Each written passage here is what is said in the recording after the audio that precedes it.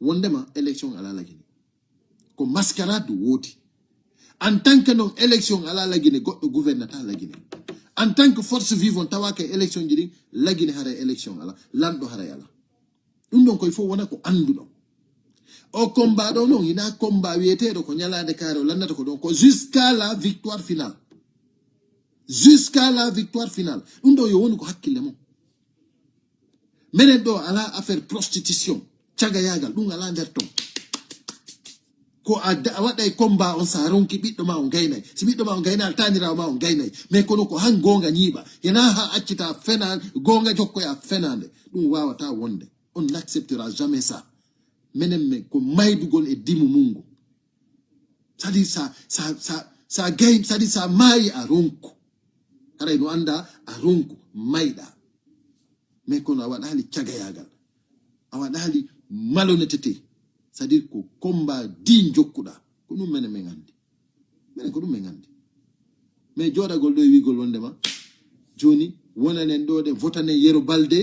Yero Balde joni se wonanimo do o gagnike se dartike do en onon o wawali dartagol hay fus gilande mam CNRD fuddi hollugol lagine jaggu hay siko Aliou Ba dartino don ha hettu don Aliou Ba hara o sokaka innetano awon wadi goddum mais nali on dartano selludale mais dartano don non awa neddo mo gollale gouvernement Guinée haynde wotere o nangire ni yeso men en fo o soke onon dara don innon joni ko si tawi hawri on yehi Mamadi Doumbouya wadi ko watta kon joni immodo non on tumati inno yo hombo dartano on tawtali force vivant on ala himbe joni ko himbe force vivant holorno dara don inno wondema onon yido yo himbe be jokko honanta Yero Balde parce que so gagni ke mo way gagni Mamadi Doumbouya min e Mamadi Doumbouya jama la Guinée foko min votanta dun jana hara ko Yero Balde dun hara ko mi wimi min si mi dari ke yeso Mamadi Doumbouya campagne Mamadi Doumbouya nabata ko honno goddo wawata daragol yeso criminel jo innami wonno mo criminel don gagnoto neddo labudo wona normani hay fus bonna dum ko lagine tum din halaji wata hejude ko yimbe darato inna Mamadi Doumbouya le meilleur le lion noir il est là-bas il parle pas mais parce que vous êtes maudit et puis ko non jotto e wigol wondema no France no bonnude lagine ko France woni jibude lagine ko français be ngay fus wada on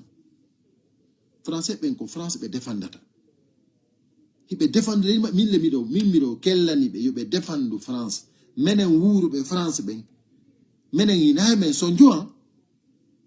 menen bibbe amen fo e tanirabe amen na men sonjo si bibbe amen me ya école ko be dans les bonnes écoles et puis équipé très bien et puis si be yi kambe cantine di mabbe ni tombe nyama e kadi très bien on famille et puis si tawi joni golle ala ayay chômage et puis ko be yobe il faut hada toujours no wodi ko revenu ko yobe la ano no sikku de France ko fetube ko honno be anyirta hoore mabbe be hida ngono ko France inni on suku Mamadi Doumbouya hakkuno mo yalla ko France inni ko ma jettom doluko Mamadi Doumbouya watto don 50.000 40.000 20.000 5 burbe holorede nder leydi ni 4 toile ko Mamadi ko France inni on wadu ciaga yagal wadon duma jokkom criminel jo ko France inni on dum do kambe ko baybe andi ko o do den woni ko arrangata be kambe France ko si Mamadi Doumbouya woni don ko dum wallata be mais ko hatta non be wakkilo kambe fiyo on jodo don si be wakkili ke fiyo Mamadi Doumbouya mais be mari gonga mi do respecti be acce non yawagol jama on waton ƴettu leydi munding wadon leydi birdi leydi ndi ala valeur be kongol respectatake constitution respectatake serment respectatake kamilu dinaji di respectatake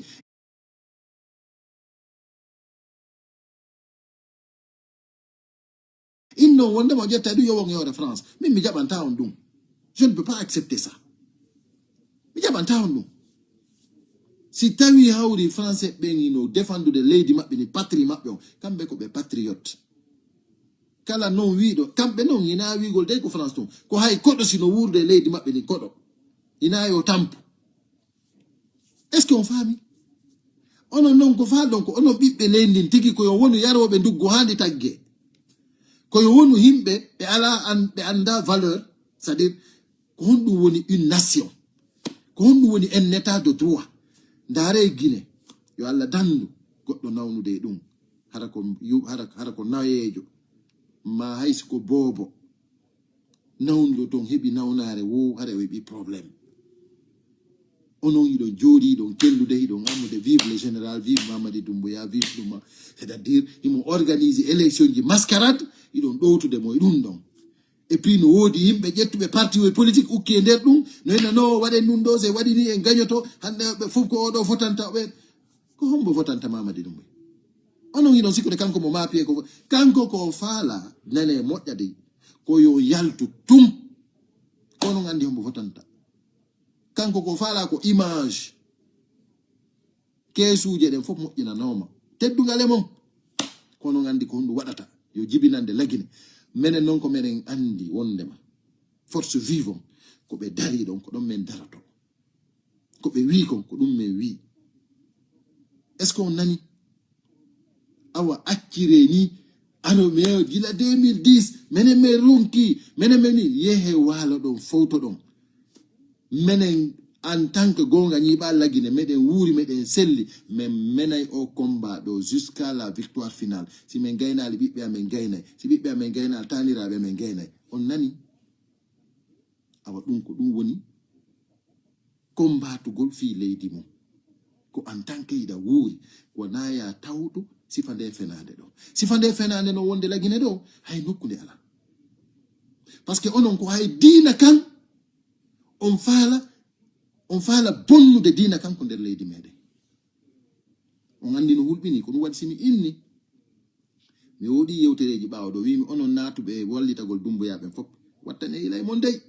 wattane ilay mon. Par ce que si Doumbouya nangama hande frontiére ji ɗe fof ko fermete ɗum goy hay goto mo yaltata ton. Onon wonɓe wadde o ɗuma ɗo fof hay goto mo yaltata e leydi ndi, te on fopp moɗon vous allez le payer très cher,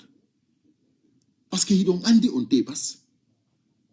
Menen on wattata men kafiri e nder leydi amen ndi, kafiri watton men caga yalla dandu men ɗum. Himɓe ɓe ala ndimu, ɓe ala konngol, ɓe ala valeur, menen on waɗata men ɗum. A waray ko ɗum ɗon noon ko teddungal e mon onon wonɓe wadde yima ama kella fewndo ɗo. Vive Mamadi Doumbouya, vive le GMD, continuez très bien. Mais ce qui est sûr et certain, Mamadi Doumbouya e haɓɓemo. Mamadi Doumbouya c'est-à-dire nangoɓe mo ɓen ina nokkugoɓe wata ko takko makko ton ɓe woni. Est ce qu'on faami? E menen men tefa ñalande menen ko meɗen andi tun ɗum waɗay, te en tant que ɗum waɗali goɗɗo gouvernata la Guinée. Si on faala ƴetta e Mamadi Doumbouya mi joƴƴinamo déjà hay so yahanugo il faut on ɗo na président na kanko tigon président ka on nani ko démissionne, on nani ko démissionne. Donc arrêtez la démagogie. Menen on feytintamen, meɗen andi ko men waɗi men wone wadde kon, meɗen andi ko men jokki kon.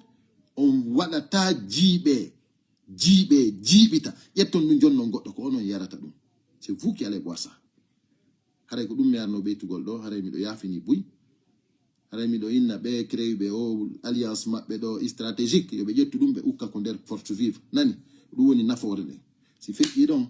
haray ko heddi kon ko yeeso yiyorta si Allah jaɓi. Merci à tout le monde, merci à tous ceux qui ont mis le cœur. Le temps est court, vraiment mi wippiti tum mi ari ɗo. Mais il faut wonde on tigi yaltita yewta, parce que vraiment on a besoin de ça pour dire, pour mettre les points sur les i. L'heure est très grave. Jam e kisi e meɗen.